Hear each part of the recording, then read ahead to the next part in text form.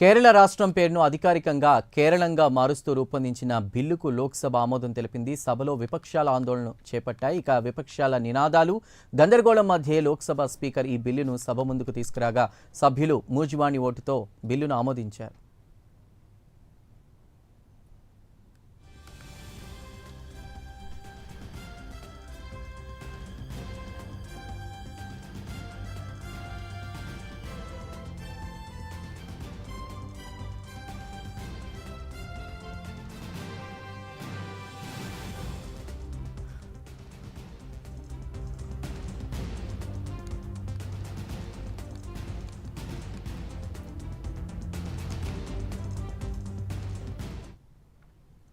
కేరళ రాష్ట్రం పేరును అధికారికంగా కేరళంగా మారుస్తూ రూపొందించిన బిల్లుకు లోక్సభ ఆమోదం తెలిపింది.